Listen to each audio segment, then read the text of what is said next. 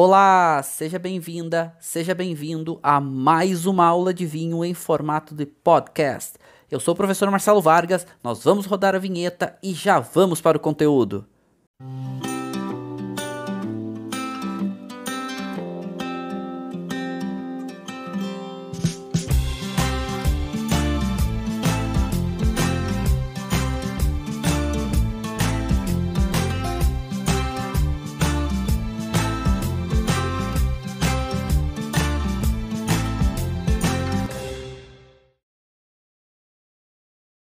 Bom dia, sejam todos muitíssimos bem-vindos a mais uma aula do nosso grupo de estudos e degustação de vinhos. Sou o professor Marcelo Vargas e toda semana temos uma aula aqui sobre vinho, degustação e hoje uma aula muito especial, pois estaremos falando sobre os nossos queridíssimos vinhos da Borgonha.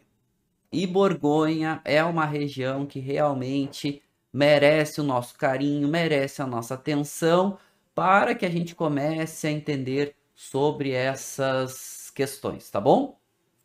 Então vamos lá. Vamos por partes aqui, ok? Vamos começar a organizar. Primeiro, já agradecer aí todos os profissionais da área da saúde. Sempre agradeço aí no começo das aulas. Estão nos ajudando a passar por essa pandemia super difícil. A todos os profissionais que trabalham, mas em especial a área da saúde, médicos, enfermeiros, auxiliares, fisioterapeutas, todos os profissionais da área da saúde, fiscais e tudo mais, tá? Em especial um abração para vocês. E todos os profissionais que estão trabalhando direto aí e que não pararam mesmo quando a gente precisou entrar em quarentena. Meu beijo mais que especial para vocês. Mas tá, vamos lá. Sim, vou degustar com vocês daqui a pouquinho um vinho, ok? Vou degustar um vinho bem especial com vocês e até fiquei na dúvida se degustava um vinho branco ou um vinho tinto. E aí trouxe dois vinhos para... Enfim, eu acabei escolhendo o branco para a gente degustar, mas vou explicar um pouquinho sobre as questões de rótulo, as questões de referência, localização, região e tudo mais. Então, eu trouxe um Chablis para explicar, que é o vinho que eu vou degustar com vocês. É um Premier Cru que eu gosto muito, né? Do Alain Geoffroy, que é um grande produtor. Enfim, depois eu explico um pouquinho mais. E um Côte Bourguignon, que é um vinho regional. Eu já vou começar a explicar, tá? Eu já vou começar a explicar essas questões sobre regional, village e tudo mais, ok? Então já vou começar a fazer essas explicações aqui para vocês. Não se preocupem quanto a isso. E vou estar provando um Chablis, que é um vinho... Opa, vou botar mais para cá para vocês verem.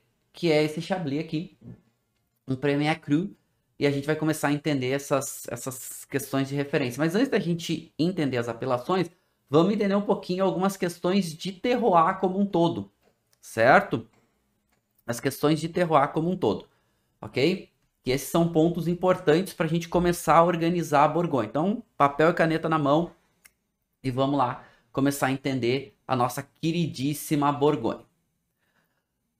Vocês vão encontrar, e esse é sempre um ponto importante, né? E são grafias que vão aparecer principalmente nos rótulos, e aí a gente tá falando da Borgonha, e vocês vão encontrar referências, bibliografias e tudo mais, como Borgonha, ok? Essa é a referência que vocês vão encontrar nos rótulos, é a referência que vocês vão encontrar pelo mundo como um todo, tá? Então a gente tá falando aqui da Borgonha, ok? Que é a referência em francês e tudo mais. É como vai aparecer nos rótulos.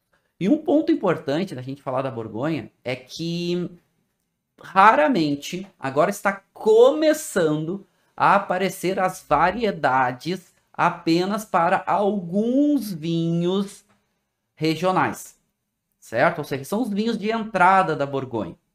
De modo geral, o que vocês vão ver escrito nos rótulos é a menção ao local aonde o vinho é produzido, ok? Essa é uma referência, certo? Bom, vamos lá. Dá pra gente começar a pensar a Borgonha como duas uvas principais, apesar de ter algumas outras uvas que daqui a pouco a gente vai ver que são permitidas. Mas com certeza a gente está falando de duas uvas que são grandes protagonistas aqui, que é a Chardonnay e é a Pinot Noir. Então, de modo geral, ok? De modo geral, o que a gente está falando? De vinhos que quando branco, Chardonnay, quando tinto, Pinot Noir, ok? De modo geral, tá, gente? A gente vai ver que tem outras uvas aí que aparecem, mas essas são protagonistas. E mais do que isso, essas uvas, elas nascem na região da Borgonha, elas se desenvolvem na região da Borgonha, ou seja, ela é uma grande referência para o mundo quando a gente fala, ela Borgonha, quando a gente fala dessas duas uvas, Pinot Noir e Chardonnay. E mais do que isso, a gente está falando de referência em qualidade, referência em estilos de vinho, mas referência também em preço, tá? Para vocês terem ideia, mais ou menos, um levantamento aí que a gente pode fazer recente dos... Vamos lá. Site Wine Search, tá? Que ele tabula os vinhos mais caros, tanto quando vão para o mercado, quanto em leilões e tudo mais. Então, normalmente, dos 10 vinhos mais caros dos levantamentos que eles fazem, normalmente, 7, 8 vinhos dos 10 mais caros são da Borgonha. E aí vão aparecer nomes que vocês já têm referência, como famosíssimo Romanée Conti, como outros vinhos, ok? Enfim. Então, alguns outros vinhos vão aparecer aí como referência, tá? Então, vamos lá. Vamos avançar para a gente começar a ter algumas informações relevantes aí para começar a entender a Borgonha. Uvas principais, Pinot Noir e Chardonnay. E duas uvas que são comuns nessa região, mas que são, digamos que auxiliares, ok? Que vai ser uma branca chamada Ligoté e uma tinta chamada Gamay, certo?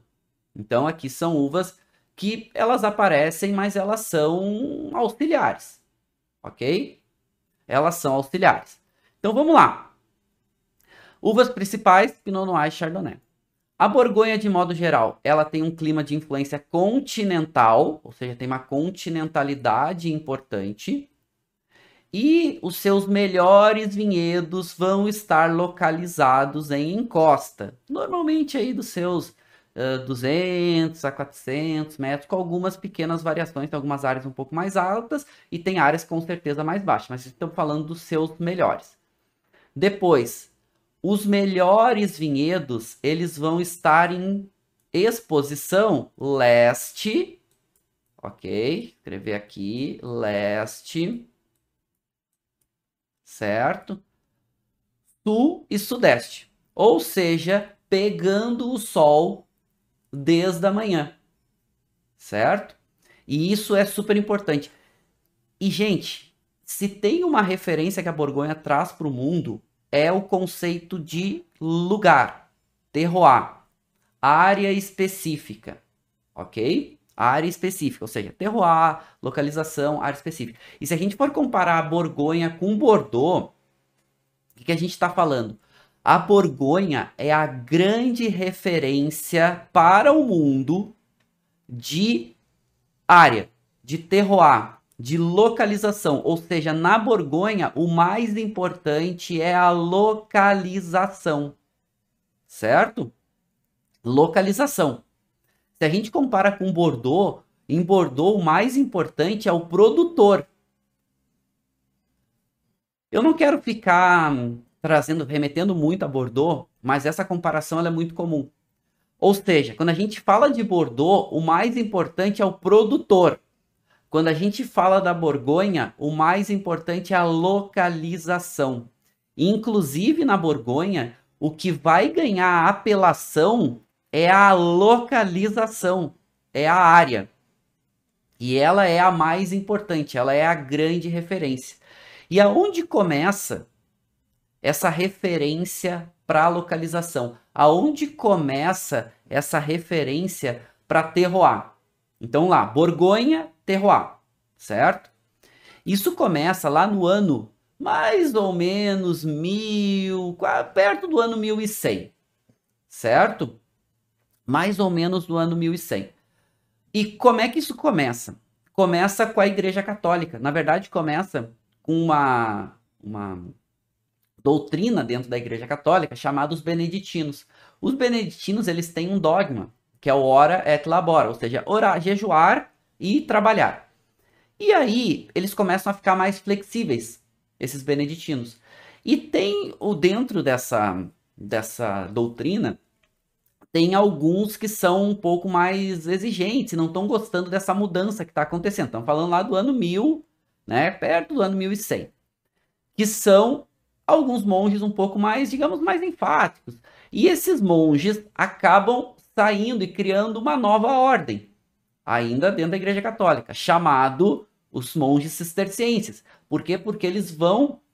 Uma das primeiras abadias dessa nova ordem é a abadia de Citeaux, que fica na Borgonha, que a gente, traduzindo para o Brasil, é a abadia de Cister, ok? Traduzindo para o português.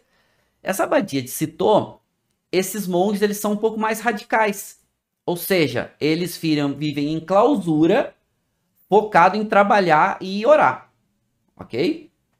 E olha aí que interessante.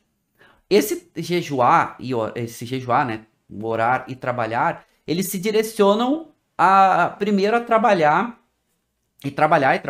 tanto que a expectativa de vida deles é muito pequena, porque eles trabalham muito. E começam trabalhando carregando pedra, começam trabalhando construindo as abadias, reformando, e daqui a pouco eles começam a se direcionar para a agricultura.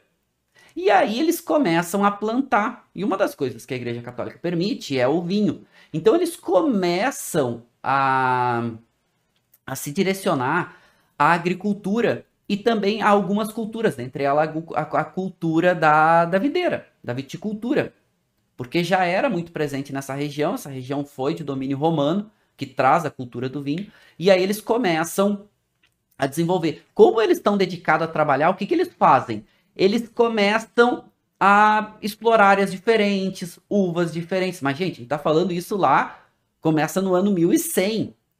Ou seja, a Borgonha tem mais de 1000 anos de pessoas dedicadas a entender o que melhor se desenvolve em cada área. Mais de 1000 anos, então o que a gente está falando? A gente está falando aqui de tenta, erra, muda, faz de novo, porque a dedicação dos caras é o trabalho. E isso fez, toda essa influência fez com que eles fossem descobrindo, mesmo de forma empírica, no erra e acerta, as melhores áreas com que se adaptavam às melhores uvas. Ou seja, eles começam a descobrir e a desenvolver o conceito de terroir. Bom, nessa área aqui tem um pouco mais de inclinação e se desenvolveu melhor tal uva. Nessa área tem mais insolação, se desenvolve melhor tal uva. E eles criam o conceito que hoje a gente chama de terroir. Só que o que acontece? A Borgonha é uma região relativamente pequena e ela cria-se uma colcha de retalho de áreas específicas. É o que a gente vai chamar algo, né, que é uma referência, vocês vão ouvir essa referência, chamada clima. Ou seja, uma área específica que é consistente pelos seus fatores geográficos daquela área, que pode ser uma área pequena até uma área um pouco maior, e que se adapta melhor a determinada uva. Então, clima, quando vocês ouvem essa referência da Borgonha, é exatamente isso. É uma área específica que tem características geográficas e dentro dessa área tem uma determinada consistência. Essa área vai, gente, vai áreas desde de um vinhedo até áreas um pouco maiores. Só que vocês imaginem essa segmentação. Então, esses climas começaram a ganhar nomes. Então lá, o clima do Marcelo, o clima do fulano, e posso já trazer para Borgonha. O clima chamado Chambertin, o clima chamado Vougeot, o clima... Ou seja, começaram a ganhar nomes específicos. E olha que legal. Ou seja, todo esse trabalho fez com que a região da Borgonha se tornasse uma grande colcha de retalhos. Então vocês estão vendo essa foto, e hoje essa região é patrimônio reconhecido da Unesco. O que vocês estão vendo nessa foto é exatamente isso. Então a gente tem aqui um vinhedo, daqui a pouco a gente tem aqui um outro vinhedo, tem aqui, né, a divisão, ó, dá para ver aqui, ó. Aqui um outro vinhedo, Daqui a pouco tu tem aqui um outro vinhedo e essas áreas são os chamados climá. Alguns desses climá começam a ficar tão famosos pelos seus nomes que quando a França vai reorganizar suas apelações, algumas dessas áreas são tão valorizadas que ganham uma apelação única, uma apelação exclusiva. Outras não, outras acabam tendo dentro de uma área um pouco maior, que é isso que a gente vai começar a entender também daqui a pouco. Ou seja, e esse é um ponto importante, tá, gente? A produção da Borgonha, de modo geral, não é todo vinho da Borgonha que tem alta qualidade, tá? Ponto importante.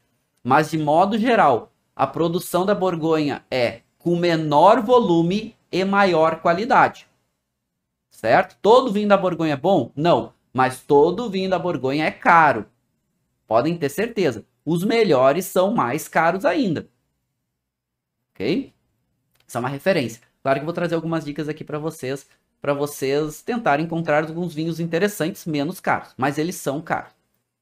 Mas vamos entender primeiro os fatores de terroir macro e aí a gente vai entrando em áreas mais específicas. Então a gente está falando da França. A França tem uma área importante de influência marítima, tem uma área importante de influência mediterrânea e tem uma área importante de influência continental, com continentalidade. A gente está falando da Borgonha. Então a Borgonha, gente, ela pega áreas um pouco mais para o norte, próximos aqui ao Loire e próximo a Champagne, e depois uma área um pouco maior, que vai mais ou menos aqui de Dijon até La Lyon, mais ou menos, certo? Mas o que a gente está falando? Aqui onde vocês estão vendo marcadinho em rosa. Então toda essa área, deixa eu até dar uma limpada aqui, fica mais fácil de vocês entenderem. Toda essa área aqui da Borgonha é uma área que tem influência continental. Ou seja, continentalidade. Invernos muito frios, verões muito quentes, mas os verões não são tão chuvosos, ou seja, para o amadurecimento da uva é muito adequado. A chuva concentra um pouco mais no inverno, até um pouquinho mais na primavera, mas no amadurecimento da uva vai um pouco melhor. Mas, ou seja, não tem uma influência tão grande do oceano, nem do aqui da nossa cadeia do Mediterrâneo, certo? Então, uma influência importante continental. Outra coisa da gente começar a pensar, já que a gente está falando de Borgonha, e a gente está mais ou menos aqui, e esse mapa mostra o que a gente tem de influência marítima, continental e mediterrânea. Então a Borgonha, ela está mais ou menos aqui, ó. Tá? Vamos pegar aqui mais ou menos aqui, a nossa Borgonha, tá? Mas tem uma área da Borgonha que está aqui, que é Chablis, Grand-Auxerrois, que a gente vai ver daqui a pouco. Ou seja, não dá para a gente generalizar a Borgonha. Esse é um ponto importante. De acordo com a área, vai ter influências diferentes. Ok? Então, Borgonha não tem como generalizar. Ah, o Pinot Noir da Borgonha. Ah, o Chardonnay da Borgonha. Gente, não dá para generalizar. Ok? Então, para vocês terem aqui nesse mapa de calor uma noção, tá? E aqui a gente está falando mais ou menos aqui, ó. Aqui, onde vai estar a Borgonha, mais ou menos aqui de Dijon a Lyon, vocês podem ver que mais para o norte tem menos calor e mais para o sul tem mais calor. Outra referência importante, conforme na Borgonha a gente vai vindo de norte para sul, o estilo de vinho também vai mudando. Quanto mais para o norte, mais fresco. Quanto mais para o sul, um pouco mais quente. Não significa que esse mais quente seja tão quente, ok? Mas o que significa? Normalmente vai ter alguns vinhos aqui no sul um pouco mais encorpados, com um pouco mais de álcool. A gente não está falando de locais tão quentes como a Califórnia, por exemplo, nos Estados Unidos, ok? Mas com um pouco mais de calor. E quando a gente está no extremo norte, por exemplo, Chablis, a gente tem uma região mais fresca, que a gente vai ter um maior destaque para acidez, um pouco menos de álcool. E também no extremo norte a gente vai ver muito esse caráter das frutas cítricas e tudo mais, ok? Mas vamos lá. A gente já falou um pouquinho, né, sobre essa questão de Borgonha relacionado a duas uvas principais, Pinot Noir e Chardonnay. E, gente, faz os vinhos mais caros com essas uvas do mundo, certo? Tanto Chardonnay quanto Pinot. Mas também faz vinhos nem tão interessantes assim. O problema, ou o desafio, é que a Borgonha ganhou uma referência tão grande nos seus vinhos, que hoje só falar que é da Borgonha torna o vinho caro. Torna o vinho realmente muito, muito valorizado. E olha, quando eu digo valorizado, é realmente vinhos de grande destaque. Mas vamos falar dessas duas uvas rapidamente para fazer a base para a gente poder ir para as apelações. A Pinot Noir é uma das uvas mais antigas que a gente tem conhecimento para a produção de vinho aí ainda em produção. Então não é nem 100% comprovado quais foram as uvas que deram origem para ela. Tem algumas teorias aí, mas muito provavelmente ela seja uma uva muito, muito antiga, mas com certeza ela dá origem a várias outras uvas. E muito provavelmente a Pinot Noir nasceu na região da Borgonha. Ela é uma uva que nasce nessa área. E ela vai dar origem a várias outras uvas, entre elas a Ligoté, a Chardonnay, Gamay, todas essas uvas que a gente ouve que são plantadas na Borgonha, a grande maioria delas é originária da própria Borgonha, ou pelo menos é o que se acredita até hoje. Mas a gente falou que duas uvas são protagonistas, que é Chardonnay e Pinot. E aqui a gente consegue ver o quanto essas uvas significam para a Borgonha. Tá? Esse é um dado bem atual do Comitê de Borgonha, dizendo o seguinte: Chardonnay representa mais de 50% dos vinhos da Borgonha. E Pinot Noir, quase 40%. Então a gente está falando aí de mais de 90% de todo o vinho produzido na Borgonha entre Pinot Noir e Chardonnay, certo? Outras uvas aparecem, lembra que eu falei para vocês? Algumas auxiliares, a Ligoté, que é uma uva que alguns produtores têm dado destaque, inclusive tem uma apelação regional, que é exclusiva para essa uva, e a Gamay.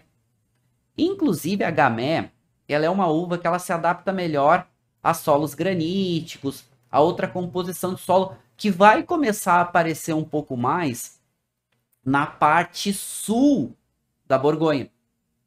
E aí não à toa que depois no sul da Borgonha a gente vai ter o Beaujolais, depois do Beaujolais a gente já vai ter o Vale do Rhône. O Vale do Rhône é famoso, né, principalmente do Rhône Norte, pelos seus solos com presença de granito e tudo mais. Então a Gamay adora solo granítico, ok? Quando a gente fala nas principais áreas de Pinot Noir e de Chardonnay na Borgonha, eles adoram, essas duas uvas, elas, né, as uvas adoram solos argilo-calcários. Ou solo calcário, ou solo de marga. Marga é uma mistura de um solo argiloso com presença de calcário. Então essas uvas elas adoram, que é mais comum no norte e no centro da Borgonha. Mas vamos começar a organizar. O que é importante a gente partir aqui. Pinot Noir e Chardonnay são uvas destacadas, mas existem outras uvas e até algumas outras uvas que aparecem aqui. Inclusive, eu não vou falar hoje, não é destaque da aula de hoje, vai ser destaque de uma aula um pouco mais para frente sobre o Cremant de Bourgogne. Né? O Cremant nada mais é do que um vinho espumante feito no método tradicional que é comum a algumas áreas da França. E a Borgonha tem. Mas é uma produção relativamente pequena versus os vinhos tranquilos.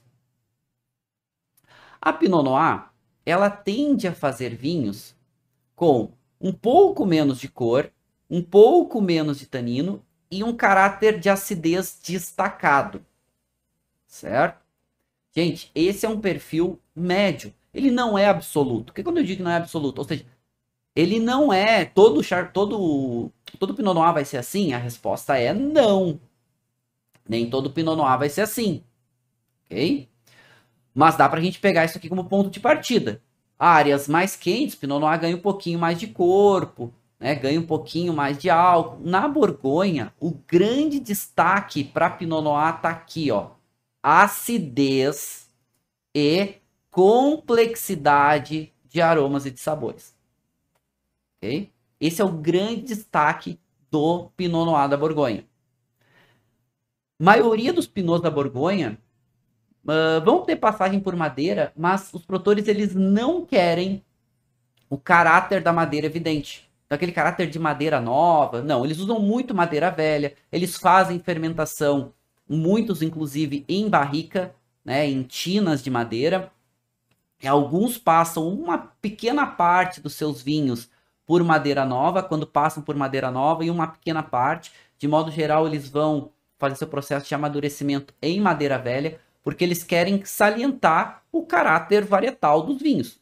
Ok? E esse caráter varietal é o caráter frutado, mas também é o caráter de complexidade, porque a Pinot na Borgonha ganha muita nota terrosa, ganha algumas notas herbais, ganha algumas notas, mas a nota de fruta vermelha também muito evidente. E aí a gente vai ter na Borgonha, hoje, para essa apelação regional, e eu já vou explicar essa questão de apelações para vocês, permitindo, há pouco tempo que começou, a escrever só nessas apelações regionais a uva no rótulo. Porque, de modo geral, os produtores não escrevem, eles não podem colocar a uva no rótulo. Por exemplo, vamos pegar aqui um Grand Cru, clássico, famosíssimo, Latache. Latache é um vinho tinto feito com Pinot Noir, mas eles não escrevem Pinot Noir no rótulo. Por isso que a Borgonha também começa a ficar tão difícil. Nós que estamos aqui estudando, né, e agora aprendendo um pouco mais, sabe, bom, Latache é um vinhedo único, é uma apelação única, Grand Cru de Pinot Noir. Mas ok, se é um consumidor leigo, ele vai ver escrito no rótulo Latache, ele não sabe o que significa. Ele vai ter uma dificuldade, certo? Por isso que em algumas apelações regionais, são as apelações de entrada, eles começaram a permitir escrever o nome da uva. Pinot Noir, Chardonnay, né? Tem uma apelação que é para Ligoté. Então eles começaram, porque antes só aparecia assim, Borgonha. Né? Aí, bom, se era tinto, né, que é chamado Bourgogne Rouge, tu tinha uma ideia que era Pinot Noir. Por quê? Porque nessas apelações regionais, a maioria delas, elas permitem as outras uvas também. Tá? Então, por exemplo, Bourgogne Rouge, Bourgogne Blanc, permite ter outras uvas também. Por isso eu vou falar para vocês de Côteaux Bourguignon, como um exemplo. E a Chardonnay.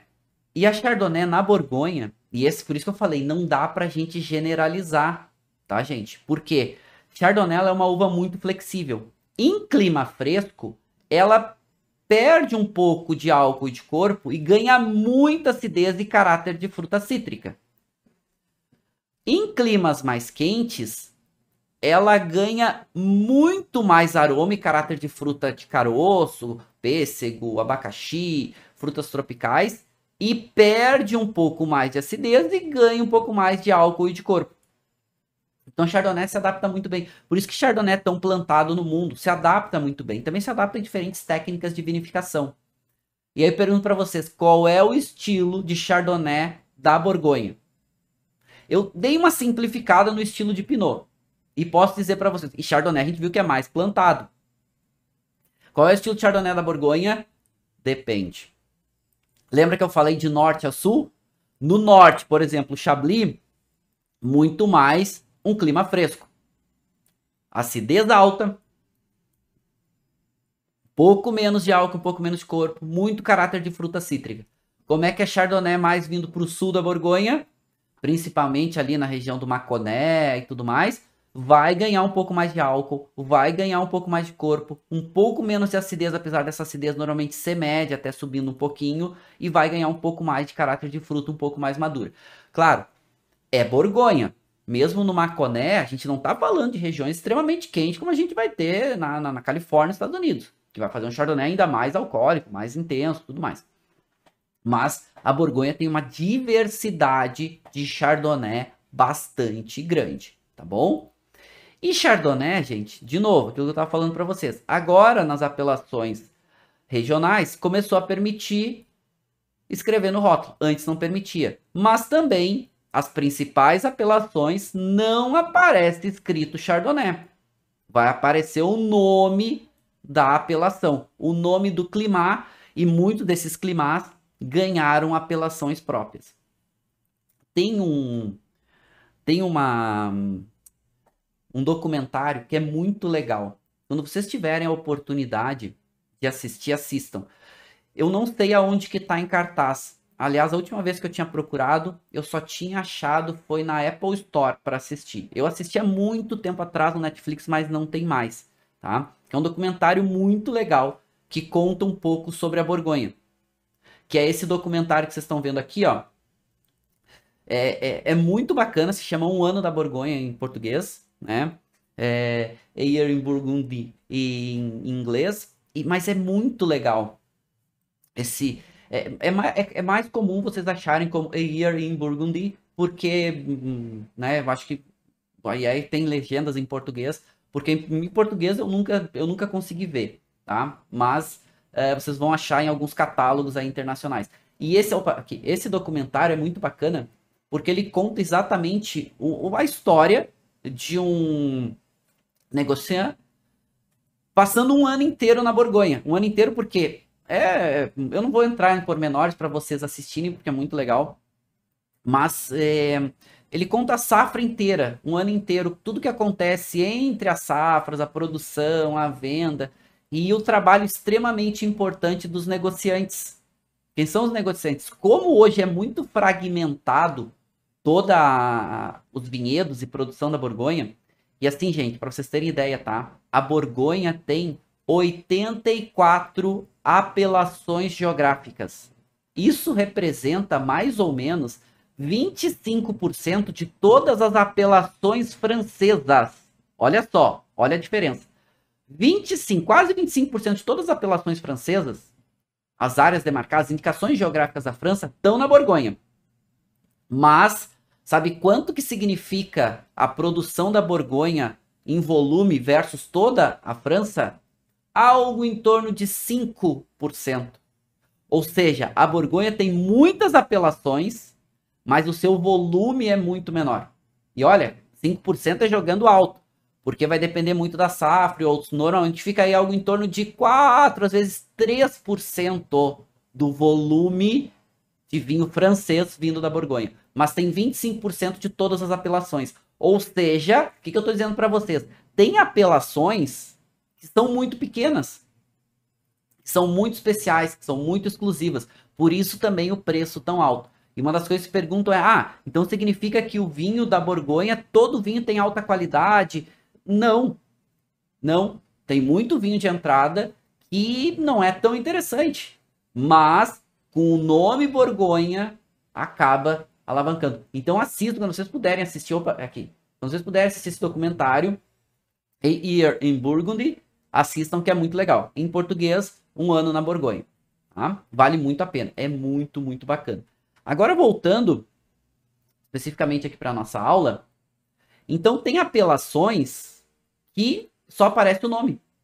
Mas normalmente, gente, normalmente as apelações são normalmente, principalmente as apelações de maior qualidade, principalmente as apelações Premier Cru e principalmente as apelações Grand Cru, normalmente são para uma uva exclusiva. E aqui já há uma ideia para vocês, tá? Apelação Grand Cru, maior qualidade, só Chardonnay e Pinot Noir. Certo? Só Chardonnay e Pinot Noir. Quando a gente entra para as apelações Village, aí a gente vai ter algumas pequenas alterações aí na ideia, no conceito como um todo, mas de modo geral, vinhos de maior qualidade sempre, Chardonnay e Pinot Noir. Quem está perguntando o que são apelações? Apelações na França são as indicações geográficas. E indicações geográficas no Brasil a gente chama de IP e DO. Na Itália chama de DOC e DOC-G. Na França se chama de AOC, apelações geográficas. São apelações de origem geográfica. Né? Na França, na verdade, a AOC é apelação de origem controlée, ou seja, apelações de origens controladas. Cada país tem a sua regra, sua indicação geográfica. Na França chama de apelações, né? Apelações geográficas. Na verdade, AOC. Então, na Borgonha tem muitas apelações, certo?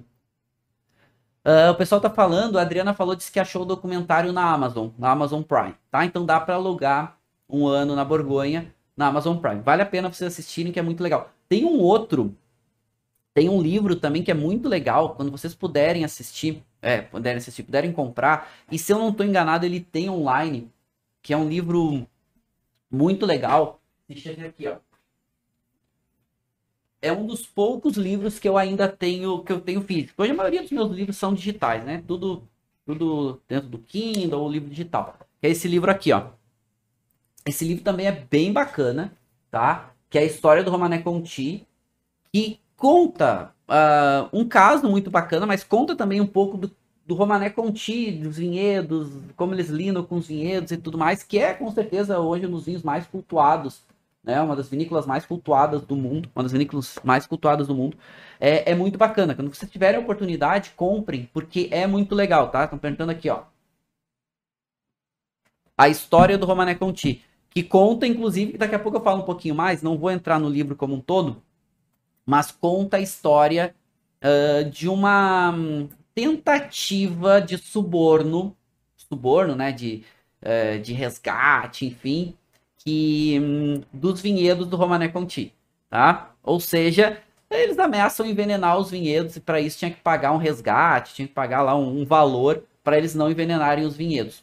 Porque, gente, os vinhedos da Borgonha, eles não são fechados, eles são abertos. Os vinhedos mais valorizados do mundo são abertos, né? Tu entra lá, tu anda no meio dos vinhedos.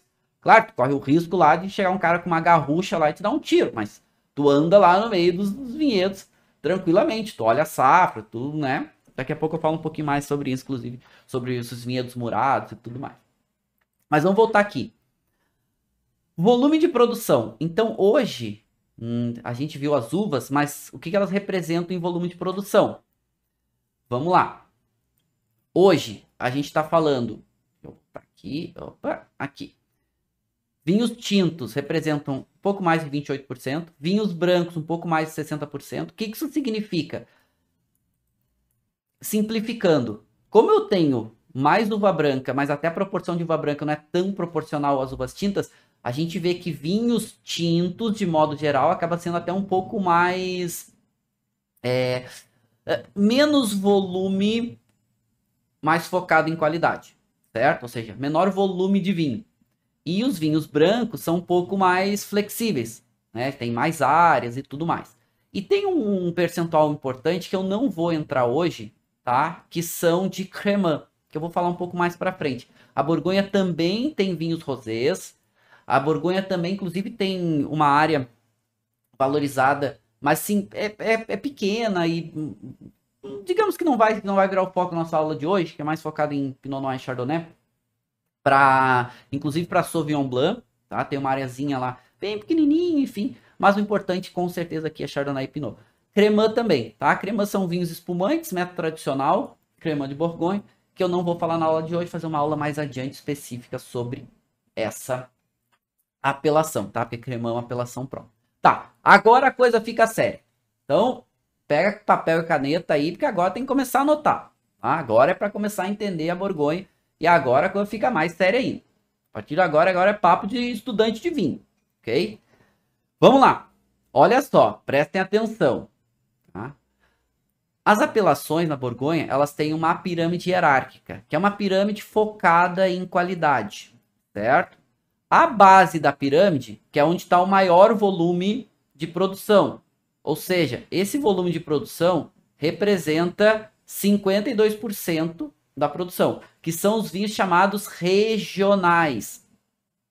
Ou seja, são vinhos que podem vir de determinada área, essas áreas são grandes, muitas vezes as uvas podem ser misturadas, diferentes uvas, e que representam, a gente viu, né, mais Chardonnay e mais Pinot, então normalmente Chardonnay e Pinot vão aparecer. São áreas grandes aonde é mais volume do que qualidade. E aí tem áreas conhecidas como os Macon, a gente tem áreas como os Bourgogne, né? Os Coteaux Bourguignon, que pega inclusive uma parte do Beaujolais como um todo. São 7, mas dentro dessas 7 tem vários desdobramentos aqui dentro, né? Elas são classificadas como 7 como um todo. Mas são o maior volume, ok? E elas vão ganhar nomes como, por exemplo, a gente viu, Borgonha, eu já vou mostrar os rótulos para vocês entenderem, né? Vão não ser Côteaux Bourguignon, né? Os Borgonha como um todos, beleza. Tem áreas, tirando então essas áreas aqui, porque essas áreas regionais, essas apelações regionais, essas apelações regionais, elas envolvem várias comunas. Elas envolvem vários municípios. Comuna é município, né? Elas envolvem vários vilarejos, como eles chamam lá, as vilas, nessas regionais. Mas tem vilas que têm qualidades maiores, que têm áreas mais destacadas. E aí ganham apelações específicas. E desses são 44 vilarejos, que são os chamados village. E aí pode aparecer no rótulo não mais o nome regional, mas o nome do vilarejo. Por exemplo, a gente viu ali agora há pouco vilarejo chamado Meursault, Pouligny-Montrachet. A gente viu lá antes outros vilarejos, daqui a pouco eu vou mostrar alguns rótulos para vocês, certo? Que são os chamados villages. Então, a base da pirâmide, os regionais, de áreas grandes da Borgonha. Depois, segundo nível, os chamados villages. E dentro desses villages, certo? Que estão aqui na classificação village, a gente tem climat, que são destacados, que tem uma qualidade maior. Porque vamos pegar, se a gente tem uma classificação village, é uma vila inteira que está ali dentro, ok? Dentro dessa vila como um todo, tem áreas que são melhor. Essas áreas de melhor destaque, ou seja, que a Borgonha chama de climat, ganham uma distinção, que é a distinção village, o nome do vilarejo, mas mais o referência ou a distinção Premier Cru. Ou seja, os Premier Cru são áreas especiais dentro dos villages com um nível destacado. Posso dizer para vocês, gente, tem Premier Cru aqui que tem o nível de Grand Cru, tá? Mas, ou seja, o que a gente está falando? Conforme vai subindo esse nível hierárquico, vai aumentando o preço. Podem ter certeza, tá? Vai aumentando o preço. Mas vamos lá, vamos seguir. Ou seja, primeiro nível, os vinhos regionais. Segundo nível, os vinhos village, ou seja, que levam o nome do vilarejo. Dentro desse tem um nível acima, que são os Premier Cru. E desses Premier Cru, por isso que é tão difícil entender a Borgonha. Dentro desse Premier Cru são 640 áreas diferentes, climas diferentes. Ok? 640, ou seja, 640 Premier Cru. Mas mesmo tendo tanta área marcadinha, né, que pode aparecer, não são apelações próprias, a apelação é o vilarejo, mas ela pode citar a referência e tem que colocar no rótulo Premier Cru. 640.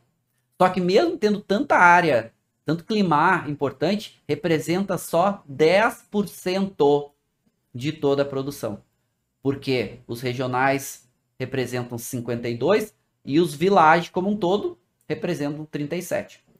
E aí a gente tem o topo da pirâmide.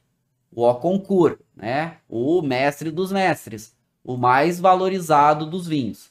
Que são, claro que os mais caros, raros, disputados e brigados, Grand Cru.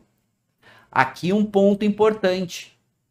Cada Grand Cru na Borgonha tem uma apelação própria. Ou seja, são 33 Grand Cru na Borgonha. Cada um deles tem uma apelação exclusiva.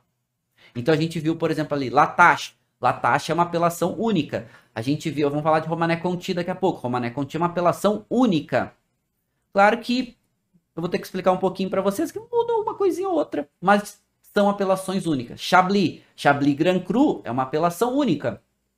E assim por diante, né? Corton, uma apelação única. E assim por diante, tá? E aí alguns dos mais famosos aqui a gente pode começar a listar. Montrachet para branco. E aqui, gente, Grand Cru. Só Chardonnay e Pinot Noir. Grand Cru são para vinhos brancos de Chardonnay e para vinhos tintos de Pinot Noir. Lembrando que a gente está falando de apelação, ou seja, terroir. Borgonha, apelação, está atrelado ao terroir, ao local. Aqui os rótulos para vocês começarem a entender o que a gente estava falando. Ou seja, Borgonha, uma apelação regional, né? Pode escrever Bourgogne Blanc, ou pode escrever, se usar só Chardonnay, por exemplo, Bourgogne Chardonnay. Assim como Bourgogne Rouge, né? Se misturar uvas, pode escrever Rouge, senão pode só escrever Bourgogne, pode escrever Pinot Noir, se usar só Pinot. E tem várias outras apelações aqui que vão aparecer, ok? Depois, apelações village, aquela que a gente viu, né? Que são 44. Então tem que aparecer o nome da apelação, ok? E normalmente o nome da apelação pode ou não estar atrelado com a expressão village. Aí vai depender. Por exemplo, tem apelações que village só vai aparecer a referência do vilarejo. Por exemplo, Meursault. Meursault só vai aparecer o nome Meursault, né? E aí vai ter uma expressãozinha embaixo ali, pequenininha, dizendo apelação Meursault contrôlé. Ok? Tá, vamos lá. Quando esses villages, nos seus melhores vinhedos, têm áreas Premier Cru, tem que aparecer a expressão Premier Cru, né? Então, por exemplo, Pommard. Vamos lá. Pommard tem que escrever, quando for Premier Cru, que é aqueles 640 áreas demarcadas, aqueles 640 clima. Gente, para entender a Borgonha profundamente, aqui eu estou trazendo alguns insights para vocês, precisa de umas 2 vidas aí para a gente aprender sobre a Borgonha, tá? Por isso que aqui são alguns insights para a gente começar a entender a Borgonha. Vocês vai criar, cada referência que eu estou trazendo para vocês vai criar mais um monte de dúvida na cabeça de vocês, porque assim, a Borgonha, ela é complicada, tá?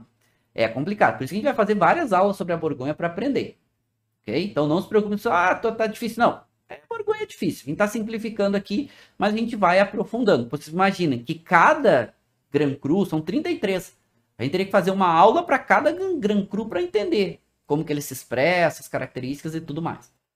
E depois, no topo da pirâmide, as apelações Grand Cru, que de modo geral elas têm que escrever Grand Cru, certo? Porque são referência. Aí vem o nome do climat, Le Chambertin, e escreve Grand Cru. Só que o que acontece? Lembra que eu falei que é muito fragmentado? Com a questão hierárquica da França como um todo, principalmente depois do Código Napoleônico, que começa a ter uma divisão muito, muito distinta das áreas, cada herança que existia, o que acontecia? Fragmentava a área, que tinha que dividir entre herdeiros, estado e tudo mais. E isso fez com que as áreas, as propriedades, começaram a ficar muito fragmentadas. Então, por exemplo, um vinhedo tem vários donos. Um dos vinhedos mais valorizados da Borgonha, para vocês terem ideia, é Richebourg. Richebourg é um vinhedo muito valorizado para Pinot Noir. É um Grand Cru, mas tem mais de uma dezena de proprietários, numa área de 1 hectare. Pouco mais de 1 hectare. Aí vocês imaginem quanta gente dona, só que é muito valorizado, né? Faz vinhos que vão para o mercado aí a 20 mil reais, 30 mil reais, e mais caros ainda. São vinhos muito, muito caros. Então, com vários donos. Aí vocês imaginem, por isso que entram os negociantes. Os negociantes, eles, por exemplo, podem pegar isso, Richebourg é só um exemplo, tá? Os negociantes, eles entram, eles podem comprar uvas de vários pequenos produtores para conseguir ter uma consistência maior e para ter um volume um pouco maior, porque você imagina se cada um, eu tenho uma parcelinha de um vinhedo, se eu vou pegar minha parcela, vou vinificar e tudo mais, daqui a pouco eu não encho uma barrica, certo? Por isso que os negociantes são importantes. Eles vão lá e vão pegando essas referências aí de comprando uvas e daqui a pouco consegue ser um pouco mais consistente, um pouco mais de garrafas e tudo mais. É muito fragmentado, tá? Então os negociantes são muito importantes. Tem produtores que não usam negociante, né? Inclusive tem produtores que é um produtor dono de um único vinhedo e pode ser, por exemplo, uma apelação Grand Cru. E depois tem algumas outras referências que podem aparecer no rótulo, que eu vou fazer algumas citações aqui para vocês. Uma delas é os famosos clos. né? Por exemplo, Clos Vougeot, Clos de Tartar e outros. O que é um Clos? Um Clos nada mais é do que uma propriedade antiga, que era uma propriedade ou um vinhedo único e que era normalmente cercado por muros, porque os antigos monges cercavam essas áreas. Por que eles cercavam? Um murinho baixinho feito de pedra. Por que eles cercavam essas áreas? Normalmente para, de certa forma, proteger um pouco as áreas. Vamos dizer, como é que vai proteger, por exemplo, animais, né? Por causa das manadas, tem muito javali nessa região, né? Os próprios animais que passavam, ovelhas, gado e tudo mais, para eles não entrarem e não comerem os vinhedos. Então essas áreas muradas, muitas delas começavam a se chamar de clos. Então clos é só uma referência, normalmente de uma área específica. Já falamos de clima. O clima tem que aparecer no rótulo, certo? Ele não vai aparecer escrito clima, ele vai aparecer escrito, por exemplo, aqui, tem um rótulo aqui de Chablis Grand Cru. Chablis Grand Cru é uma apelação. Mas dentro de Chablis Grand Cru tem 7 climats. Aqui está um Le Clos, certo? Então, quando tem um clima específico, tem que listar, porque também é mais valorizado, certo? Então, clima aparece no rótulo e tem um valor. Tem os chamados UD. Os UD são conceitos que podem aparecer, que é um termo genérico, que às vezes aparece no rótulo, às vezes não aparece, mas que vocês podem se deparar com eles aí, tá? Clos a gente já falou, que é uma propriedade murada, e uma outra coisa que pode aparecer no rótulo é os chamados monopólio. Monopólio é o contrário dos negociantes. Negociante compra uva de vários locais, tem negociante que tem propriedade e tudo mais, para fazer um vinho de uma apelação específica. O monopólio é um único dono de uma apelação. Por exemplo, Romanée Conti. Romanée Conti é um dono, certo? Romanée Conti é um dono da apelação, que pertence ao Domaine de la Romanée Conti, DRC. Aí é um monopólio. Aí ele escreve, inclusive, no rótulo, monopólio. Ok? Eu mostro para vocês daqui a pouco também. Mas vamos lá. Vamos falar um pouco mais sobre essa questão do terroir, das áreas da Borgonha, para a gente começar a entender o que mais influencia. O que mais influencia não, o que mais influencia, né? O que gera mais influência. Na Borgonha, gente, é fundamental o relevo. Mas olha essa foto aqui. Tem um vilarejo, um village. Tem áreas planas, com vinhedo, né? Deve ter algum vinhedinho lá do outro lado. Tem áreas de inclinação com vinhedo. Na inclinação, normalmente é uma área um pouco mais destacada, recebe um pouco mais de sol, ok? Que é aqui. Vamos pegar aqui para a gente pegar uma referência, tá?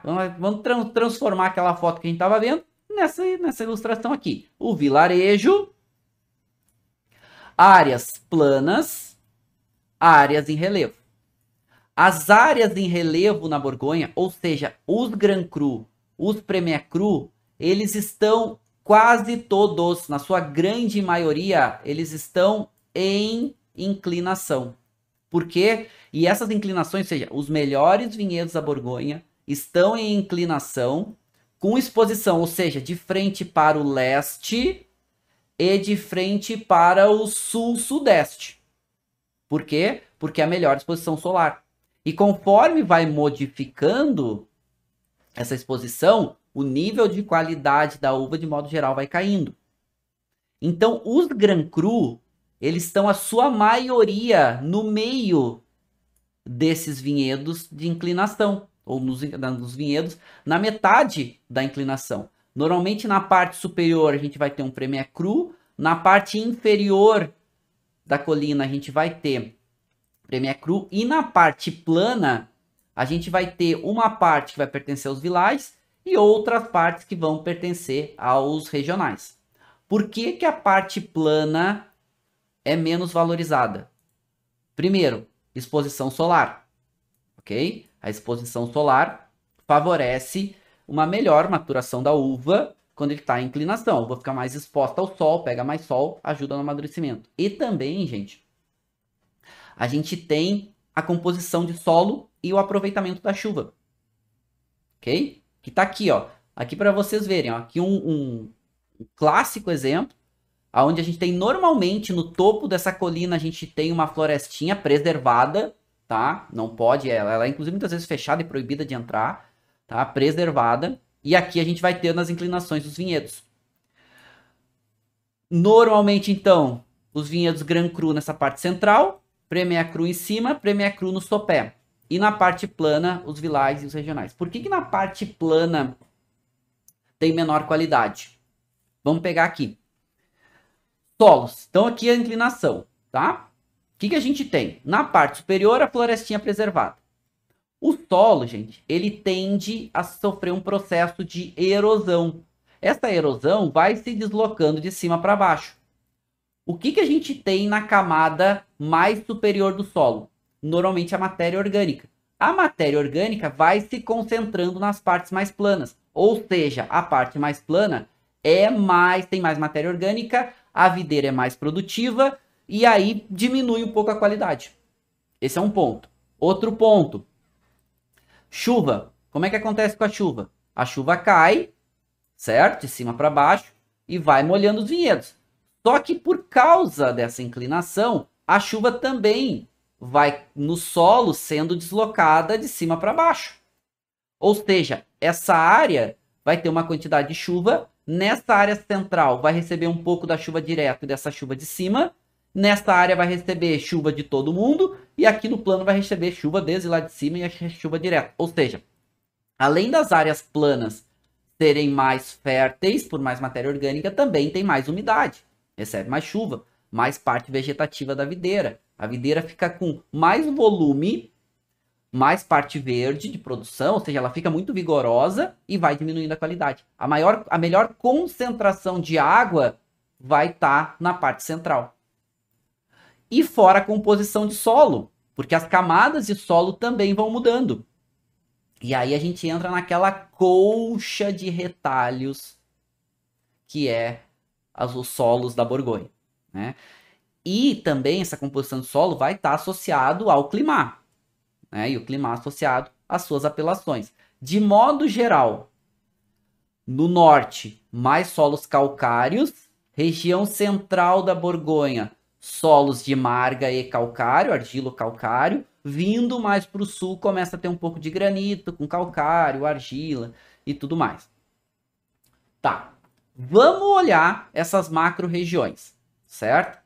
Sim, Borgonha precisa de tempo, né? Porque não tem jeito, tem que entender a Borgonha para a gente ir aprendendo. Vamos olhar agora o que significa essas regiões, né? Côte d'Or, né? Côte de Nuits, Côte de Beaune, Chablis, certo? Então vamos lembrar, onde está a Borgonha?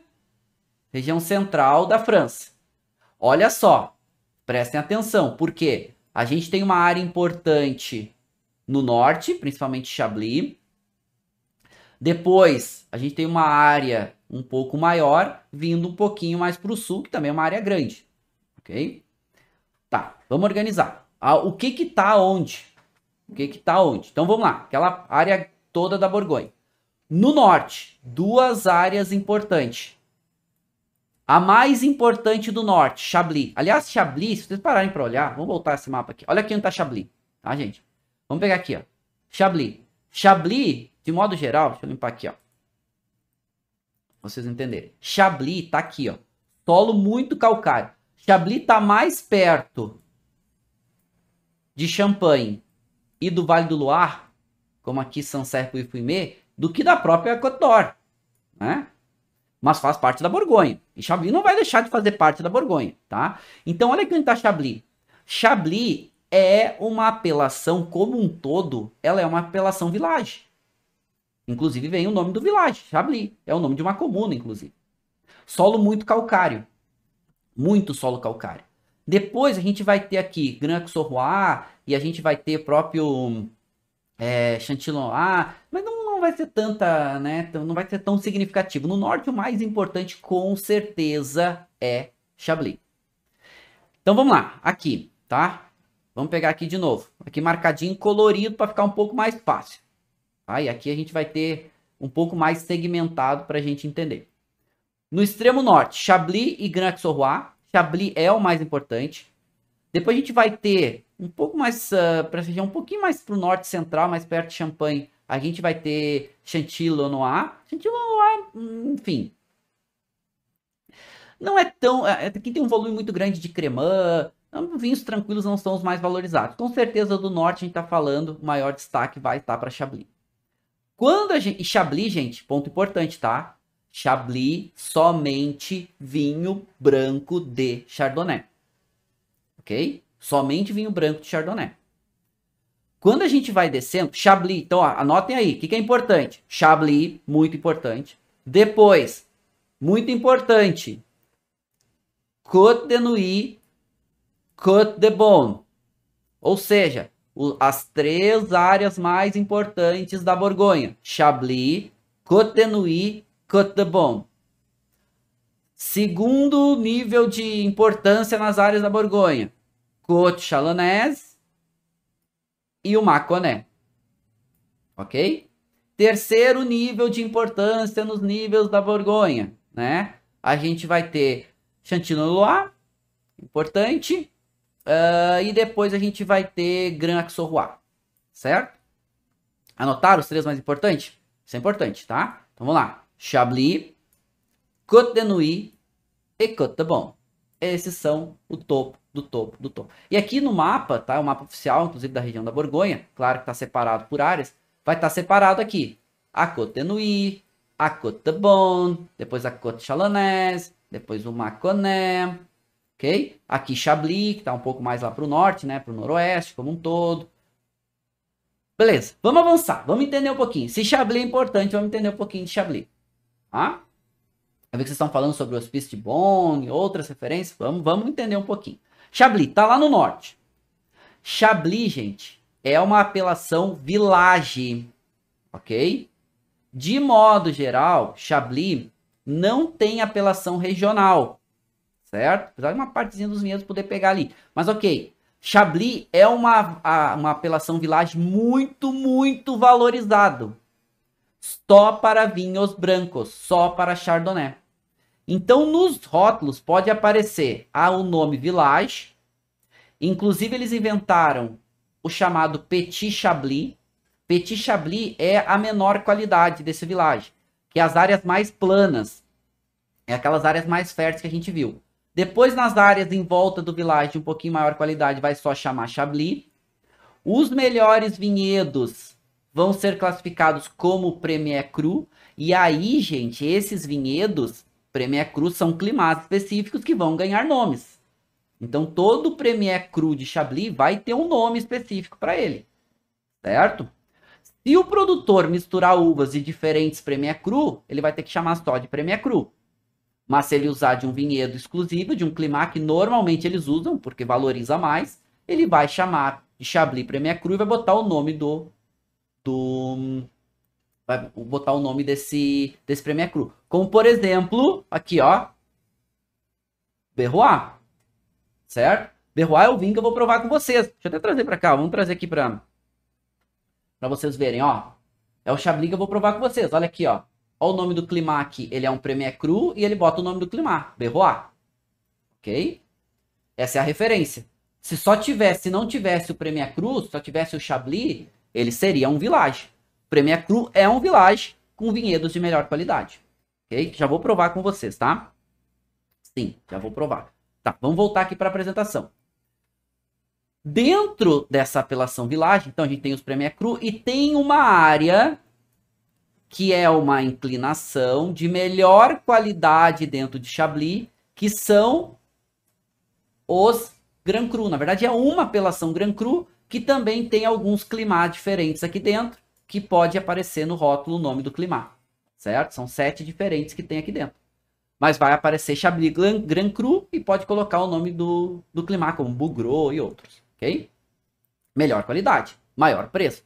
Chablis, gente, então, vinho branco, Chardonnay, acidez alta, muito caráter de fruta cítrica, claro, que vai aumentando o nível de qualidade, de acordo também com a pirâmide hierárquica. Premier Cru vai ter um pouco mais de concentração, mas sempre, o solo muito rico em calcário, muito calcário. Aqui era um fundo de oceano antigamente, ficou muito fóssil marinho, né? O famoso solo quimeridiano, solo calcário, muito, muito valorizado. Chablis é caro, Grand Cru mais caro, Premier Cru um pouco menos caro, Chablis como um todo um pouco menos caro, Petit Chablis um pouco menos caro. Mas Chablis como um todo é caro, tá?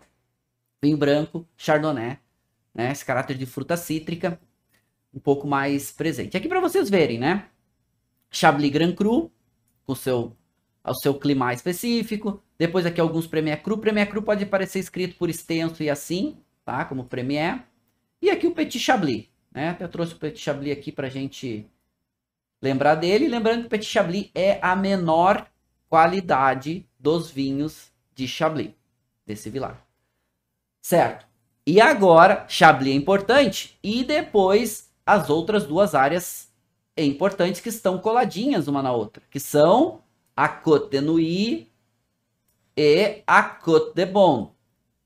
Essas duas menininhas, tá, gente? Essas duas menininhas, essas duas áreas, somadas, elas formam a famosa Côte d'Or. Côte d'Or nada mais é do que a soma da Côte de Nuits e da Côte de Beaune. Por quê? Porque aqui a gente está falando dos mais caros e valorizados vinhos de Pinot Noir e de Chardonnay do mundo. Vão estar aqui dentro. Ok? Então elas estão marcadinhas aqui. Em roxinho, ó, a Côte de Nuits. Em amarelinho, a Côte de Beaune. Elas têm mais ou menos aí, cada uma uns 20 e poucos quilômetros de extensão. Vários pequenos vilarejos. E se chama a soma das duas de Côte d'Or porque a gente vai ter as inclinações acontecendo aqui. E uma tradução de Côte d'Or seria como encosta dourada, encosta de ouro. Por quê? Pela valorização dos seus vinhos. Ok? Valorização dos seus vinhos. Caros. Muito caros. De novo, seguindo a pirâmide hierárquica e tudo mais. Vamos começar, e assim, ó. Dica de ouro do prof. Marcelo Vargas. Tá? Se Chablis a gente sabe que é só... Se Chablis a gente sabe que é só Chardonnay... Aqui nas duas, na Côte de Nuits e na Côte de Beaune, a gente tem Chardonnay e Pinot. Mas os melhores Pinots estão na Côte de Nuits e os melhores Chardonnays estão na Côte de Beaune. Ok? Para começar a separar. Olha a dica. Ok? Vamos começar pela Côte de Nuits. Ou vamos seguir pela Côte de Nuits. E aqui esse mapa, vocês podem ver que está marcado aqui para vocês. Aonde tem vinhedo regional, aonde tem vinhedo village, aonde tem vinhedo Premier Cru e aonde tem vinhedo Grand Cru. E olhem o Grand Cru aqui aonde tá. Olha como a gente tem Grand Cru aqui na Côte de Nuits. Não é à toa, meninos e meninas, que na Côte de Nuits a gente tem os vinhos Grand Cru de Pinot mais valorizados do mundo, como Chambertin, como Echezot, Latache, Richebourne, Romanée Conti, Romanée Saint-Vivant e outros. Então a gente tem aqui os vinhos tintos de Pinot mais valorizados do mundo. Muito, muito, muito caros. Qual é a dica para vocês aqui? Gente, ir para vinho Grand Cru aqui é muito caro. Então qual é a dica? Vejam os vinhos pelo vilarejo e comprem os vinhos Village ou os vinhos Village Premier Cru dos vilarejos. Porque normalmente tem uma qualidade interessante e um vinho menos caro. Porque aqui vocês estão vendo os vilarejos marcados. Então, por exemplo, a gente tem um vilarejo chamado Gevrey-Chambertin. Dentro desse vilarejo tem uma apelação Grand Cru chamado Chambertin e outras. Mas dentro do vilarejo Gevrey-Chambertin, a gente vai ter áreas que é só village, que vai ter o nome Gevrey-Chambertin, e a gente vai ter áreas Premier Cru em Gevrey-Chambertin. Então aproveitem os villages e os Premier Cru que são menos caros. Aliás, para vocês saberem, tá? Esses vinhedos, eles são tão valorizados, por exemplo, Chambertin é um vinhedo Grand Cru tão valorizado para Pinot Noir, que a comuna, o vilarejo, que se chamava Gevrey, adicionou no nome do vilarejo o nome do vinhedo. E começou a se chamar Gevrey-Chambertin. Porque o vinhedo Chambertin era tão famoso, tão valorizado, que ele adicionou no nome. Por quê? Porque daí todo mundo que está em volta, que não é o Grand Cru, Le Chambertin, por exemplo, se aproveita do nome. Então, eu sou um vinhedo, eu sou um produtor village. Aí, como é que é o nome do teu village? Ah, é Chambertin. Aí o consumidor, Chambertin, eu sei que é bom e tudo mais. Foi uma sacada de marketing mais antiga, mas funciona até hoje, ok? E funciona. E isso aconteceu com outros lugares. Flégé Echezot. Echezot é um vinhedo famosíssimo, ok? E a comuna de Flégé adicionou o nome do vinhedo no nome. Vosne Romanée. Tem um vinhedo chamado Romanée Conti, que é famosíssimo. Adicionou o nome na comuna de Vos, adicionou o nome Romanée. Ok? E assim por diante. Então, isso também foi uma jogada de marketing muito utilizada aqui na Côte d'Or como um todo, Côte Nui e Côte Bon, como uma estratégia de valorização de algumas áreas, porque tinha, né, realmente uma relevância muito grande. Mas vamos pegar aqui, ó, vamos dar um exemplo, tá? Eu falei, teria que estudar muito aqui para entender cada uma dessas áreas. Vamos pegar aqui, ó, uma área de Grand Cru famosa, em volta da comune, em volta do village, né, comuna, Vosne-Romanée. Vou abrir aqui para vocês. Olha aqui, uma comuna pequena.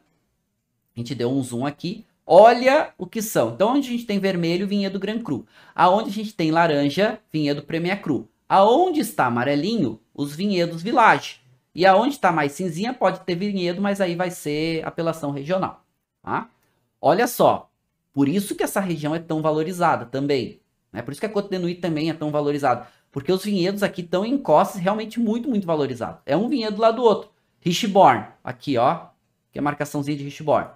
E aqui a gente tem mais de uma dezena de produtores que são donos. Muitos vinificam por conta, tá? Mas, por exemplo, La Romanée Conti, tá aqui ó, do ladinho de Richborn. E, gente, aqui os vinhedos são tudo abertos. No máximo tem um murinho. Visitar essa região é muito legal, tá? Muito, muito legal, vale a pena. Só que assim, tu não visita a cantina. Gente, para visitar a Borgonha, tem que se programar, tá? Tem umas vinícolas que são um pouco mais... A vinícola na Borgonha, de modo geral, se chama Domaine, tá? Algumas são mais receptivas, as mais famosas não são, algumas são só vinhedos. Richborn aqui é só vinhedo, né?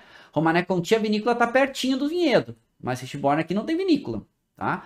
Mas são Grand Cru, então vocês estão vendo vermelho, são Grand Cru. Latache, La Grand Rue, né? Romanée Saint-Vivant. Então a gente tem aqui alguns dos Grand Crus tintos mais valorizados, tá? Minha dica para vocês, vão nos Premier Cru e nos Village, que são menos caros, tá? E os Villages aqui, todos os Premier Cru, todos vão ter nome, tá? Todos vão ser marcados nos seus climats aqui.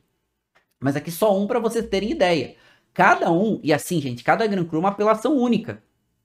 Então, para estudar Richborn, teria que ter uma aula só para Richborn, né? Vai estudar Latache, tem que ter uma aula só para Latache, para conseguir entender um pouco melhor. Então, por exemplo, Romanée Conti, tá aqui, ó. Ok? Famosíssimo, um menino, bambambam dos bambambãs. Ele é um monopólio. Olha o que ele faz aqui. Ele escreve que ele é um único dono. Só tem um produtor que é dono desse vinhedo, dessa apelação. Ok? E aí ele ganha uma apelação própria, que é um Grand Cru, mas como ele é um monopólio, como ele é tão absoluto, ele nem escreve Grand Cru no rótulo. Ele só escreve, não, ele é Romanée Conti.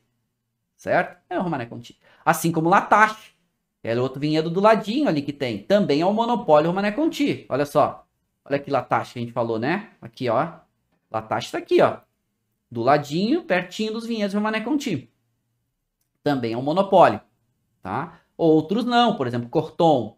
E aqui, ó, o produtor. Tá aqui, ó. O produtor é Domaine de la Romanée Conti. E ele pode produzir vários vinhos diferentes. Todo o mesmo produtor. Que tem vinhedos em áreas diferentes. Tem Echezot, Corton, Richborn e outros, tá? Mas é o nome do produtor. Vamos descer um pouquinho mais. Se a gente estava na Côte de Nuit, com seus pinós famosíssimos, a gente desce para Côte de Bon, aonde a gente tem algum dos chardonnays mais emblemáticos e famosos também. Então também, a Côte de Bon, com vários dos seus villages aqui, seus vilarejos, muitos. E assim, para vocês terem ideia, tá? Na Côte de Nuit, a gente tem um único Grand Cru branco. Aqui na Côte de Bon, a gente tem um único Grand Cru tinto. Os outros são todos brancos. Chardonnay aqui é grande protagonista. Quem é esse menino aqui, que é o Grand Cru tinto? na Côte de Beaune, vai estar aqui a Lax Corton, uma apelação chamada Corton. Aliás, essa apelação ela divide. Uma parte dela é para Pinot, Grand Cru, chamada Corton, e a gente vai ter uma outra parte que é para Chardonnay, Grand Cru, chamado Corton Charlemagne, né? Ela divide aqui 2 Grand Crus. E tem 2 outros tintos interessantes aqui, né? A gente vai ter essa comuna aqui chamada Pommard, que é que tem um pouco mais de uma presença de ferro no solo, e o Pinot aqui fica mais potente, mais intenso. E bem do ladinho, a gente tem uma... Gente, é muito legal isso aqui. A gente tem uma outra comuna chamada Volnay. Então tá aqui, ó, Pommard e Volnay. Pommard faz alguns dos vinhos mais tânicos da Borgonha. Volnay faz alguns dos vinhos mais leves, sem tanino da Borgonha. Isso é a mágica da Borgonha. Um do lado do outro são espetaculares. E nenhum deles tem Grand Cru, só Premier Cru. Mas isso para Pinot Noir, tá? Mas os grandes protagonistas aqui são os brancos. Por exemplo, nas comunas de Meursault e principalmente os Montrachet. Nas comunas de Pouilly-Montrachet, Chastagne-Montrachet. Já daqui, vocês já aprenderam, né? O que é isso? Tem um vinhedo Grand Cru branco chamado Le Montrachet, famosíssimo. A comuna de Pouilly foi lá e adicionou o nome, né? Assim como a comuna de Sachane foi lá e adicionou o nome Montrachet aqui para se aproveitar desses vinhos famosíssimos aqui, ok? Sim. Descendo um pouco mais, saindo, ou indo mais para o sul, saindo aqui da Côte de Nuits e da Côte de Beaune, a gente chega em 2 áreas que tem melhor custo-benefício, certo? Né? Já vou responder algumas perguntas de vocês aqui interessantes, né? Perguntando se o Pommard seria um Pinot com um pouco mais de corpo. É um pouco mais de estrutura, não necessariamente encorpado, mas um pouco mais tânico, um pouco mais de evolução, um pouco mais de textura, tá? 2 áreas para vocês, que aqui vai as dicas do prof para algumas áreas de Pinot e Chardonnay menos caros. Ou seja, não é barato, é menos caro. Que 2 áreas são essas? A famosa Côte Chalonnaise, que é falei para vocês, né? Se tem as mais famosas, Chablis, Côte de Nuits e Côte de Beaune, tem depois umas que são um pouco menos famosas, mas também tem sua fama ali, no segundo nível. Côte Chalonnaise e o Mâconnais. Então vamos lá. Côte Chalonnaise produz bastante vinho tinto, bastante vinho branco e bastante vinho cremant, espumante. Dica para vocês aqui da Côte Chalonnaise. Tem 4 áreas village: Roulis, Mercurey, Rivry e Montagny, certo? Dessas 4 villages que tem aqui, então só tem 4 villages aqui dentro. Procurem os vinhos de Pinot dessas 4 villages aqui, que normalmente entregam uma boa qualidade. E aí, porque são villages, e também tem Premier Cru. Não tem Grand Cru nem na Côte Chalonnaise e nem no Mâconnais. Não tem Grand Cru. Só tem apelação regional, village e Premier Cru, certo? Mas aqui, dica, Côte Chalonnaise, procurem Pinot, village ou Premier Cru desses 4 villages aqui. No Mâconnais, como a gente já está mais para o sul, o que se destaca são os vinhos de Chardonnay, com um pouco mais de corpo, um pouco mais de álcool, um pouco mais de estrutura, um pouco mais de volume, ok? Então, quando a gente vai para essas 2 áreas, e depois a gente vai ter o Beaujolais, que é tema para outra aula, ok? A gente vai encontrar aqui. E prestem atenção em 2 referências village importantes aqui no Mâconnais. Uma chamada Puy-Fuissé e outra chamada Saint-Véran, ok? Que até trago aqui para vocês, tá? Aqui vão dividir. Côte Chalonnaise, procurem os seus villages, principalmente com Pinot. E aqui no Mâconnais, procurem os Chardonnays que tenham essas referências, Puy-Fuissé ou Saint-Véran, certo?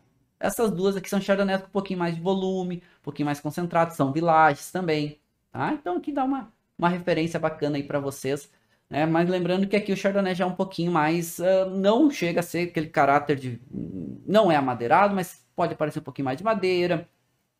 ele ganha um pouquinho de álcool, ganha um pouquinho de corpo. Normalmente a acidez é média, subindo, o caráter da fruta já fica uma fruta um pouquinho mais madura, uma fruta de caroço e tudo mais, certo? Meninos e meninas. Bom, mas vamos provar um vinho, né? Eu tenho um vinho de Chablis aqui para provar com vocês. Então vamos dar vamos sentir um pouco essas características desse vinho para ver como que ele se mostra. Então o que eu até trouxe aqui para vocês? Um vinho, ó, dá pra gente dar uma olhada no rótulo, ó. Village de Chablis, no Climat Premier Cru, chamado Borrois, ok? Que é o que eu vou provar com vocês. E aqui eu trouxe um regional, Coteau Bourguignon, certo? Esse é um regional. Ele, inclusive, ele é feito com gamay, tá? Claro que aí a diferença de preço vai ser proporcional. A gente tá falando de um Chablis que tá aí na sua faixa dos seus, lá, talvez 500 reais, né? Um Premier Cru, 600 reais talvez, tá? Quem importa é a decanter. E a gente tem um Coteau Bourguignon que vai estar na faixa dos seus, talvez, 100 reais, né? 100 e poucos reais. Quem traz é wine.com.br. Porque a diferença de apelação, com certeza, também vai impactar no preço. Mas vamos provar o vinho? Vamos ver o que esse vinho se mostra aqui? Então vamos lá. Eu trazer aqui para vocês verem um pouquinho melhor. Ó, então a gente tem um Chablis do Alain Geoffroy, Premier Cru. Olha aqui o clima, ó. Ele é um Premier Cru, Borrois. E vamos provar. Então o que a gente tem nesse vinho aqui? Certo? A gente tem um vinho com uma intensidade, é Chablis, né? Então tem um vinho com uma intensidade descendo um pouquinho de média. Um amarelo palha bastante evidente, bastante brilhoso, mas esse amarelo palha ganhando uma pigmentação, subindo um pouquinho, né, mas não chega a ser dourado, né, tem um pouquinho mais da cor. Aqui na câmera você vai aparecer um pouco mais dourado por causa da luz. Opa, aqui vai aparecer um pouquinho mais dourado, ele não chega a ser dourado ainda, tá? O nariz sem agitar a taça. Um caráter de fruta, um caráter de chá, um caráter de fruta cítrica madura. Lembra uma lima, lembra um limão siciliano maduro. Vamos agitar um pouquinho a taça. Legal. E a gente sente um pouco mais uma nota, um toquezinho. Nossa, gostoso. Ele é um toquezinho especiado, com um toque de gengibre, um gengibre mais não tão fresco, não tão jovem assim. Gostoso. O caráter da fruta parece muito bem. Parece um toque de uma maçã um pouco mais madura também. Legal. E aí aparece um toquezinho, quase um toquezinho meio caramelizadinho, um toquezinho meio, não é caramelo em si, mas dá uma complexidade para esse vinho. Bem interessante, bem interessante. Em boca, vamos provar? Bom, primeiro tomar um gole d'água. Não provei vinho hoje ainda, então vou dar um primeiro gole para avinhar minha boca. E depois vou começar a avaliar no segundo gole.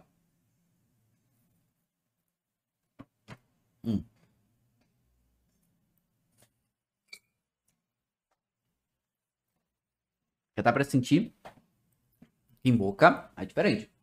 Caráter diferente do vinho. Tá? Já dá para sentir. É diferente do nariz, principalmente no perfil de aromas. Vamos lá.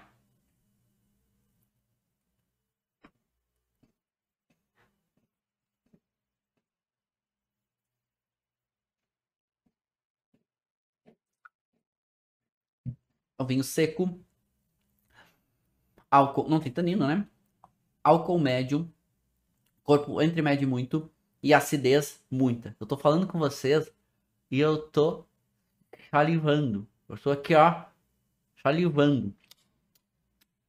Você vai abrir a boca daqui a pouco, vai escorrer saliva na minha boca, de tanto que eu tô salivando. Chama atenção. E o caráter em boca, gente, o que chama atenção nesse vinho são alguns fatores. Primeiro, caráter em boca de sabor. O sabor um pouco mais cítrico do que em nariz, né? Não chega a ser aquela maçã verde, mas é um limão siciliano. De novo, lembra um caráter de uma lima. Lembra até um toquezinho de uma toranja um pouquinho mais verde. Ele lembra bastante uma nota de chá. Lembra uma nota de chá, quase um chá floral, talvez camomila, um pouquinho mais seco, então um toquezinho de capim cidreira mais envelhecido. E essa nota untuosa, ele tem um pouco mais de corpo, né? Ele sobe um pouquinho de corpo médio, então ele é untuoso em boca. Ele é viscoso em boca. É gostoso. E aí essa nota, um pouco mais de um toquezinho resinoso, um toquezinho meio caramelizado, delicioso em boca. Mas de tudo que mais chama atenção é a persistência. Eu tô falando com vocês, lembra que eu falei que a acidez dura bastante tempo? O sabor do vinho acompanha a acidez, por mais que a acidez seja muito, muito destacada.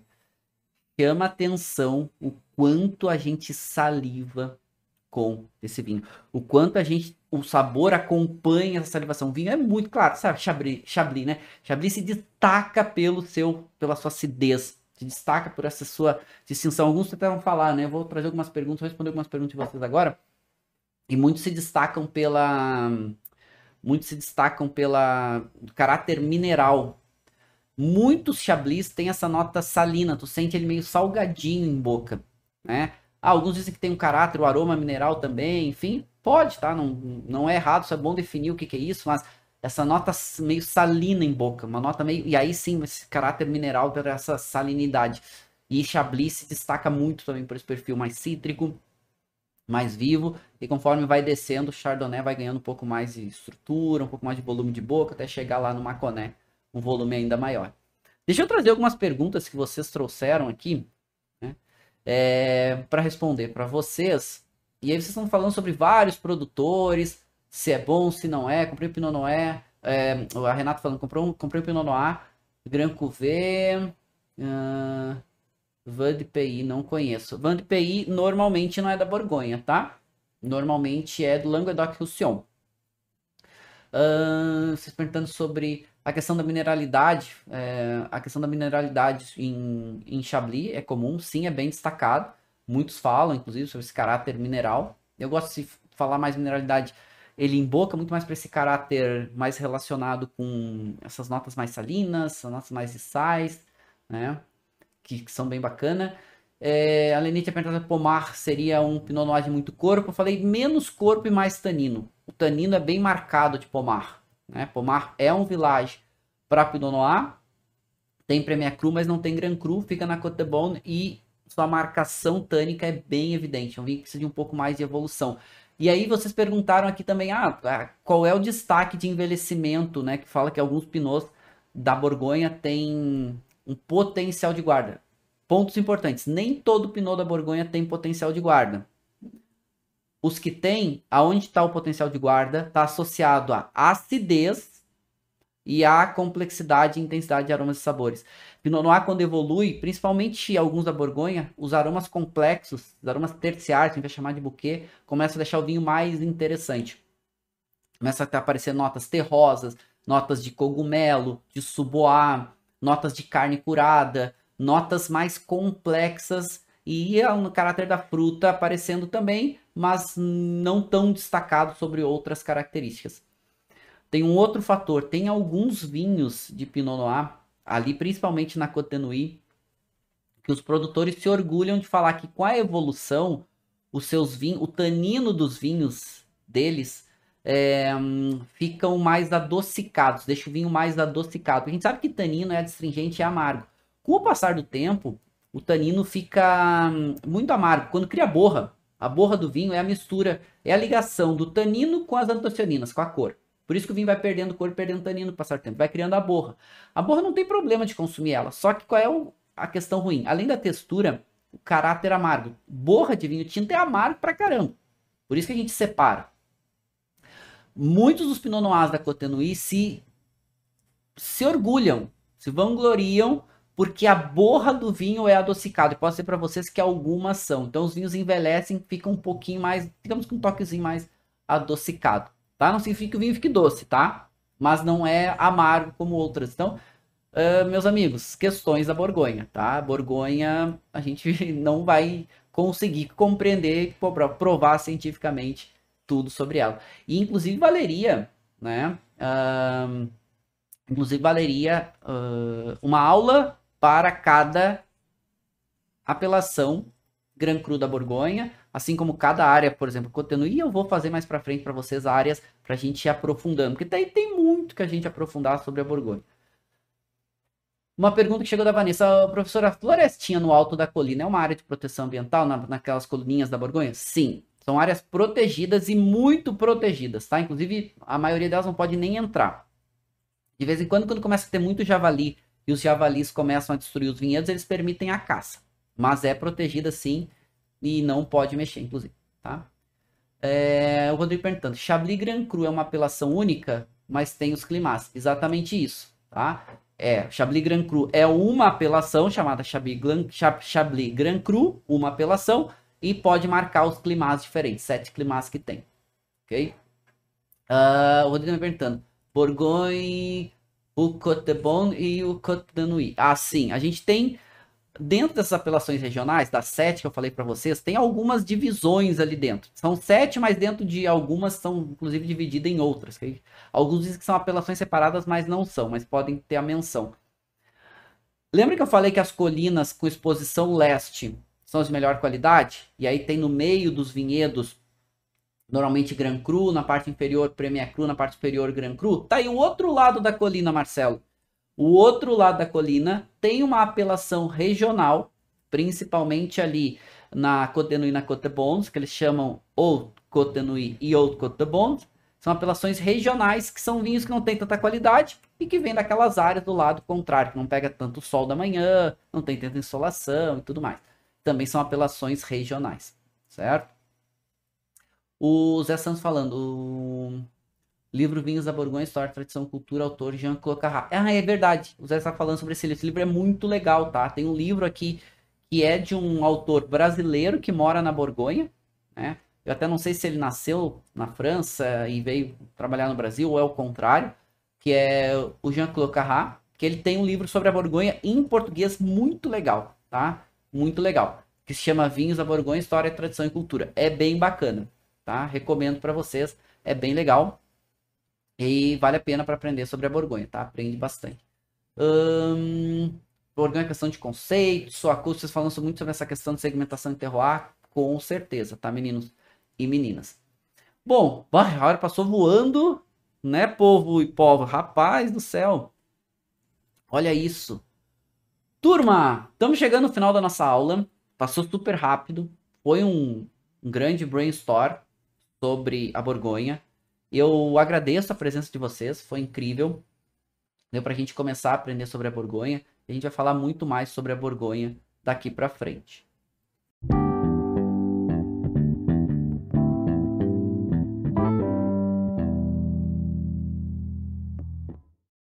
Você acabou de ouvir uma aula de vinhos do professor Marcelo Vargas, em formato de podcast.